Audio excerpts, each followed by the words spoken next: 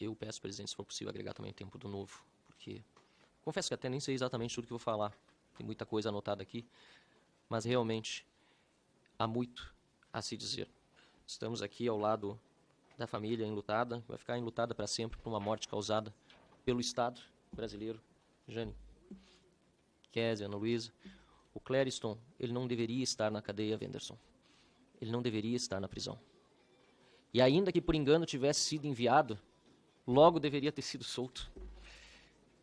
Com 35 atendimentos médicos registrados, ao menos, no seu prontuário, com um laudo médico do dia 11 de janeiro atestando, como bem disse o Pavinato, que a condição de comorbidade dele grave era anterior à prisão, nada disso foi suficiente para que o regime, ora instalado no Brasil, tivesse clemência, tivesse sentimento de humanidade. Eu digo isso porque nós temos, no mínimo, 3 principais eixos que precisam ser levados em consideração agora para a ação daqui para frente, que é o eixo humanitário, em primeiro e primeiríssimo lugar, o eixo político e o eixo institucional. Nós precisamos resolver isso urgentemente no Brasil. Nós não podemos mais conviver com essa injustiça.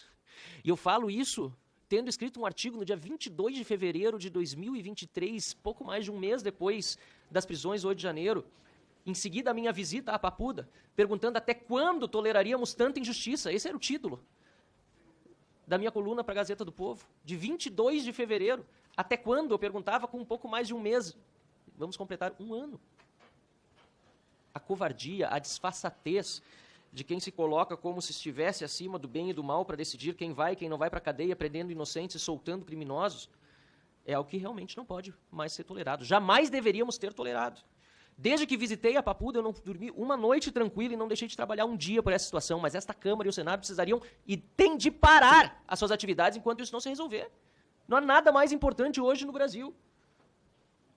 Infelizmente, custou uma vida para que os deputados assinassem a CPI do abuso de autoridade e tivéssemos, felizmente, na semana passada, a notícia de que 171 assinaturas foram atingidas. Mas as investigações precisam começar, precisam andar, e vamos precisar instalar a CPI, vamos precisar trabalhar também no Senado da República pelo impeachment do ministro Alexandre de Moraes. É o mínimo, porque o deputado Pavinato falou aqui em cadeia, que é o que o deputado futuro Pavinato falou aqui em cadeia. Obrigado, deputado. Doutor Pavinato falou aqui em cadeia, que é o que prevê a legislação para os crimes já cometidos por Alexandre de Moraes, e o desembargador Sebastião Coelho há muito tempo tem dito isso também, mas o primeiro passo é o seu impeachment, porque ele é completamente inapto e inepto. Ele não poderia estar sentado na cadeira de ministro do Supremo Tribunal Federal, assim como outros ministros, e digo aqui, senhor Wenderson Telles, que é secretário de Estado de Administração Penitenciária, agradeço pela presença e pela forma como sempre tem recebido a todos, querem colocar no seu colo a morte do Clériston. O Barroso disse, não é o judiciário que administra o sistema penitenciário, no mesmo momento em que dizia que dava suas sinceras condolências à família do Clesão. E depois continuou dizendo que as estatísticas demonstravam que morrem 4 presos por dia de causas naturais agravadas pelas condições carcerárias. Eles estão querendo passar para vocês a responsabilidade que é deles, de uma prisão que não deveria ter acontecido, de um preso que não foi condenado, contra o qual, aliás, o Estado não apenas não produziu provas, mas por meio da Procuradoria-Geral da República pediu sua soltura, que ficou sobre a mesa de Alexandre de Moraes por mais de 2 meses, quase 3, até que ele viesse a óbito, e estão colocando, ou querendo colocar a culpa sobre Vossa Senhoria, ou sobre qualquer outro ator, mas não sobre si mesmos. Na verdade, o que está acontecendo no Brasil é que tipificaram um novo crime, deputada Bia Kicis, que é o crime de bolsonarismo.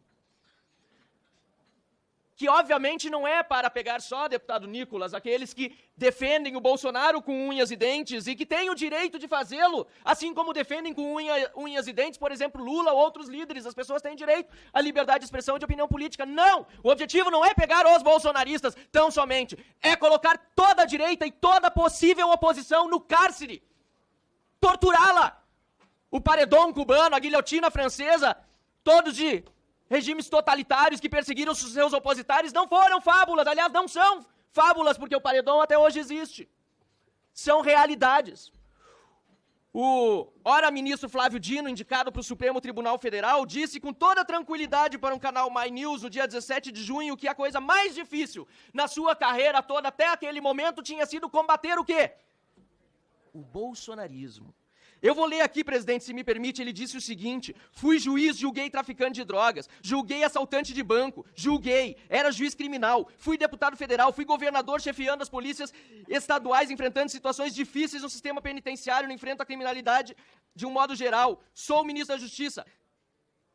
Nada é mais perigoso, por conta da violência dessa gente, diz ele em relação aos bolsonaristas. Violência que você vê dentro do olhar. Eu estou no avião comercial, no restaurante, no cinema, a violência começa no olhar e eu já sei para onde ela vai evoluir. Agressão verbal, ou ameaça, ou não sei o quê. Isso é um absurdo, desumanizando as pessoas por uma opinião política. Agora, não é algo surpreendente vindo de um comunista, socialista hoje no PSB, mas que sempre disse que admira o comunismo, que é o regime totalitário, assim como o nazismo e o fascismo, que eliminou milhões de opositores na história mundial. E é isso que eles querem, é isso que precisa ficar claro. Caros debatedores, nós não estamos vivendo numa situação de normalidade democrática. Primeira questão humanitária, e é preciso que os humanistas na esquerda, aqueles que defendem direitos humanos, não da boca para fora, eu sei que há, se levantem contra isso, para que aqueles que ainda estão sofrendo não tenham o mesmo destino triste que teve o Clériston. O segundo, uma questão política. Ou a gente admite que existe direita no Brasil, e não só bolsonarismo, que existem pessoas conservadoras, liberais, que acabou a hegemonia de esquerda, que até o início dos anos 2000 era completamente consolidada, e agora já não é mais. Ou se admite o pluralismo político nesse país, ou não resolveremos essa questão. E, finalmente, institucional, Estado de Direito, separação de poderes, abusos de autoridade têm de ser investigados, impeachment de ministro supremo tem de acontecer. O Senado, senador Girão, e Vossa Excelência não é o exemplo do que eu vou dizer, não pode continuar covarde e omisso. O senador Rodrigo Pacheco precisa abrir os processos de impeachment para que não seja ele também responsabilizado junto com os demais senadores por essa situação que nós vivemos hoje no nosso Brasil.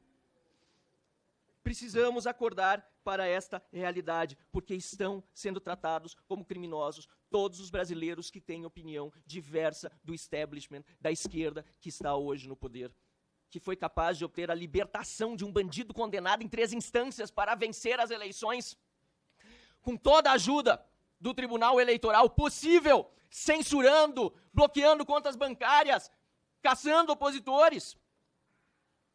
Foi preciso tudo isso, será, para que o Brasil acordasse? Espero que sim, presidente Bia Kicis, apesar de ser muito lamentável ter de dizer isso, porque não deveria ser necessário isso. Mas, felizmente, para concluir, além das assinaturas da CPI, além da coleta que nós estamos fazendo de assinaturas para o impeachment do Alexandre de Moraes ser protocolado no Senado e ser aberto, nós teremos novamente povo na rua no próximo dia 10, no domingo. Eu estarei nas ruas, se possível for, de manhã em Brasília e de tarde em Porto Alegre. Estou fazendo o possível para estar com vocês, com a família do Clesão e com todos os brasileiros que forem às ruas aqui no domingo de manhã, pegar um voo com conexão, que é o único que tinha, para estar no fim do dia ainda em Porto Alegre, na manifestação no Parcão. Mas quero estar nos 2 momentos e se pudesse estar em todas as capitais, estaria. Espero que todos os parlamentares que possam participem desse movimento cívico. Precisamos voltar às ruas e demonstrar que o Brasil de verdade é pacífico, é democrático, é humanista, quer o pluralismo e não tolera mais a ditadura que se instalou hoje no nosso país. Muito obrigado, senhora presidente.